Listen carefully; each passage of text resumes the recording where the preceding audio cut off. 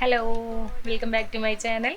ഇന്നത്തെ വീഡിയോ ഒരു നെയ്ച്ചോറിൻ്റെ വീഡിയോ ആണ്. കല്യാണ വീടുകളിലൊക്കെ തലേ ദിവസം ഉണ്ടാവുന്ന നെയ്ച്ചോറും ചിക്കൻ കറിയും ഉണ്ടല്ലോ, ആ ഒരു നെയ്ച്ചോറിൻ്റെ ഒരു റെസിപ്പിയാണ് ഇന്ന് നമ്മൾ ചെയ്യാൻ പോകുന്നത്. ഇത് സ്പെഷ്യലായിട്ട് മലപ്പുറം, കോഴിക്കോട് സൈഡിലൊക്കെ കല്യാണ വീടുകളിൽ ഉണ്ടാവുന്ന നെയ്ച്ചോറിൻ്റെ റെസിപ്പിയാണ്.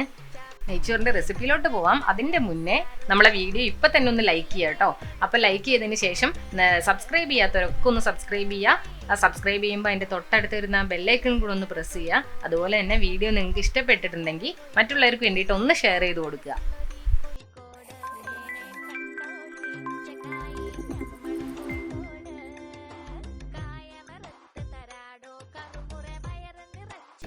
നെയ്ച്ചോറ് ഉണ്ടാക്കാനായിട്ട് ഞാനിവിടെ ഖൈമ റൈസാണ് എടുത്തിട്ടുള്ളത്.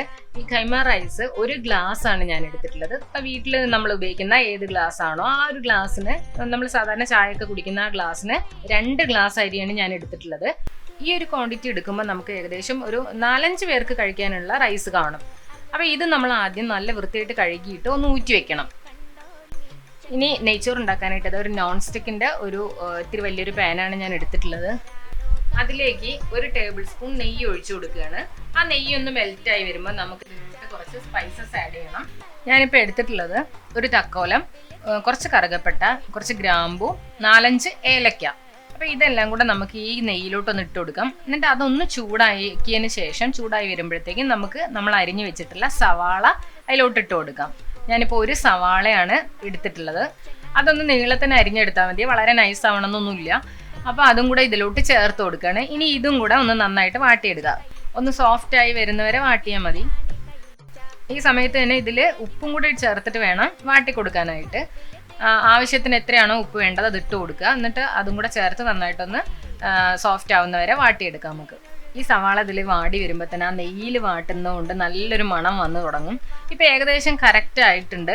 അപ്പോൾ ഈ സമയത്ത് നമുക്ക് ഇതിലോട്ട് വെള്ളം ചേർത്ത് കൊടുക്കാം. അപ്പോൾ നമ്മൾ എടുത്തിട്ടുള്ളത് 2 ഗ്ലാസ് അരിയാണ്. അപ്പോൾ 2 ഗ്ലാസ് അരിക്ക് 4 ഗ്ലാസ് വെള്ളമാണ് ചേർത്ത് കൊടുക്കുന്നത്. അപ്പോൾ കറക്റ്റ് അത് അളവ് തെറ്റാതെ 4 ഗ്ലാസ് തന്നെ ചേർത്താൽ മതിയാവും. അതിനുശേഷം ഈ വെള്ളം ഉപ്പൊന്ന് നോക്കുക. നമുക്ക് ചോറിന് വേണ്ട ഉപ്പ് ഈ വെള്ളത്തിലുണ്ടോ നോക്കുക. അതായത് വെള്ളത്തിൻ്റെ ഉപ്പ് നോക്കുമ്പോൾ കുറച്ച് ഉപ്പ് മുന്നിട്ട് നിൽക്കണം, അതായിരിക്കണം അതിൻ്റെ കണക്ക്. അപ്പോഴേ ചോറിന് കറക്റ്റ് ഉപ്പ് വരുള്ളൂ. അതുകൊണ്ട് ആ ഉപ്പ് നോക്കിയതിന് ശേഷം ഇല്ലെങ്കിൽ നമ്മൾ കുറച്ചുകൂടെ ഉപ്പിട്ട് കൊടുക്കുക. എന്നിട്ട് ഈ വെള്ളം തിളയ്ക്കുന്നവരെ നമുക്ക് വെയിറ്റ് ചെയ്യാം. അതുപോലെ തന്നെ എപ്പോഴും ബിരിയാണി നെയ്ച്ചോറൊക്കെ വെക്കുമ്പോൾ കൈമ റൈസ് വാങ്ങിക്കുന്നത് തന്നെയാണ് നല്ലത്. ആ റൈസിന് തന്നെ നല്ലൊരു മണമാണ്. അപ്പം നമ്മൾ ബിരിയാണിയോ നെയ്ച്ചോറോ വെക്കുമ്പോൾ അതിന് ആ ഒരു നല്ല ഫ്ലേവർ വരും. പ്രത്യേകിച്ച് മലബാർ ദം ബിരിയാണിയൊക്കെ വെക്കാൻ ഏറ്റവും നല്ലത് കൈമ റൈസ് തന്നെയാണ്. ഇപ്പോൾ ഇതാ വെള്ളം നല്ലോണം തിളച്ച് വന്നിട്ടുണ്ട്. ഇനി നമുക്കിതിലേക്ക് അരി ഇട്ട് കൊടുക്കാം. അപ്പോൾ ഊറ്റി വെച്ച അരി തന്നെ ആയിരിക്കണം ഇട്ട് കൊടുക്കുന്നത്. കാരണം അരിയിൽ വെള്ളം ഉണ്ടാവാൻ പാടില്ല. നമ്മൾ കറക്റ്റ് അളവിനാണ് വെള്ളം എടുക്കുന്നത്. ഈ 2 ഗ്ലാസ് വെള്ളം ഒഴിക്കുമ്പോൾ തന്നെ അത് കറക്റ്റ് അളവായിരിക്കും. അപ്പം നമുക്ക് അരി വെന്ത് കിട്ടാനുള്ള ആ വെള്ളമാണത്. അതുകൊണ്ട് കൂടുതൽ വെള്ളം ആയി പോകരുത്. അപ്പോൾ ചോറ് വെന്ത് പോകും. അപ്പം നമ്മൾ അരി ഇതിലോട്ട് ഇട്ടതിന് ശേഷം നമുക്ക് അടച്ചു വെച്ച് വേവിക്കാം. ഇനി ഇത് നന്നായിട്ട് തിളച്ച് വരാൻ തുടങ്ങിക്കഴിഞ്ഞാൽ നമ്മൾ ഒന്ന് മീഡിയം ഫ്ലെയിമിലോട്ടാക്കി കൊടുക്കുക. അതിനുശേഷം അടച്ച് വെച്ച് തന്നെ വേവിക്കാം.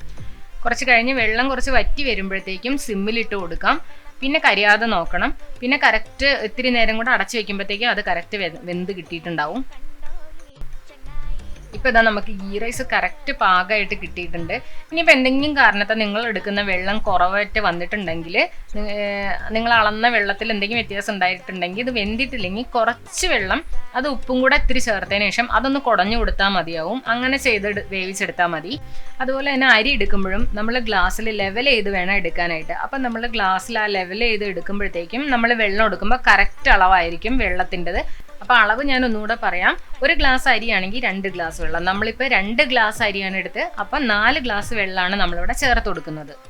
ഇനി നമുക്ക് ഈ റൈസ് മാറ്റി വയ്ക്കാം. അടുത്തതായിട്ട് നമ്മൾ ചെയ്യാൻ പോകുന്നത് കുറച്ച് കാഷ്യൂനട്ടും കിസ്മിസും കൂടെ നെയ്യിൽ വറുത്തെടുക്കണം.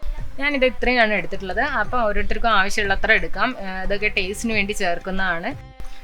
ഞാനിപ്പോൾ ചെറിയൊരു പാനിൽ നെയ്യ് ഒഴിച്ചിട്ട് ഇതെല്ലാം വറുത്തെടുക്കുകയാണ്. ഈ കാഷ്യൂനട്ടും കിസ്മിസും വറുത്തെടുത്തത് നമ്മളിനി ഈ നെയ്യോട് കൂടി തന്നെ നമ്മൾ ഈ റൈസ് നേരത്തെ തയ്യാറാക്കി വെച്ച റൈസിൻ്റെ മുകളിലോട്ട് ഇട്ട് കൊടുക്കുകയാണ് ചെയ്യുന്നത്. അപ്പോൾ നെയ്യ് നല്ല രീതിയിൽ ഒഴിച്ചു കൊടുക്കും.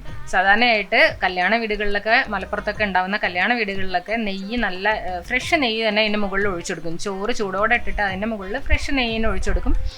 പിന്നെ നമ്മൾ ഇതുപോലെ വറുത്തെടുത്ത നെയ്യാണെങ്കിലും കുഴപ്പമില്ല, അതും ഒഴിച്ചു കൊടുക്കും. അപ്പോൾ നല്ലൊരു ഒരു ഓയിലി ടെക്സ്ചർ ആയിരിക്കും ആ റൈസിന് വരുന്നത്. അതാണ് അവിടത്തേക്ക് ഒരു നെയ്ച്ചോറിൻ്റെ ആ ഒരു ടേസ്റ്റും അതിൻ്റെ ഒരു ടെക്സ്ചറും അതാണ്. അപ്പോൾ കുറച്ച് ഹെൽത്തി ആയിരുന്നോട്ടെ വിചാരിച്ചിട്ട് ഞാൻ അത്രയ്ക്ക് തോനെ നെയ്യ് ഒഴിച്ചു കൊടുക്കുന്നില്ലേ. അപ്പോൾ വേണമെങ്കിൽ അത് കുറച്ചുകൂടിയൊക്കെ ആഡ് ചെയ്ത് കൊടുക്കാം. അപ്പോൾ വളരെ ടേസ്റ്റി ആയിട്ടുള്ള മലപ്പുറം സ്റ്റൈൽ കല്യാണ വീട്ടിലൊക്കെ ഉണ്ടാവുന്ന നെയ്ച്ചോറ് ഗീ റൈസും നമ്മളിവിടെ റെഡിയാക്കി കഴിഞ്ഞിരിക്കുകയാണ്. അപ്പോൾ നിങ്ങൾക്ക് ഇത് ഇഷ്ടപ്പെട്ടിട്ടുണ്ടെങ്കിൽ ഞാൻ നേരത്തെ പറഞ്ഞ പോലെ തന്നെ ഒന്ന് ലൈക്ക് ചെയ്യണം, ഷെയർ ചെയ്യണം, പിന്നെ എല്ലാവരും ഒന്ന് ട്രൈ ചെയ്തുകൂടെ നോക്കണം കേട്ടോ. അപ്പോൾ ട്രൈ ചെയ്തിട്ട് നിങ്ങളുടെ അഭിപ്രായങ്ങൾ ഒന്ന് കമൻറ്റ് ബോക്സിൽ അറിയിക്കുക. അപ്പോൾ ഞാൻ പുതിയൊരു വീഡിയോ ആയിട്ട് വീണ്ടും വരുന്നതാണ്. അതുവരെ bye, take care, thank U.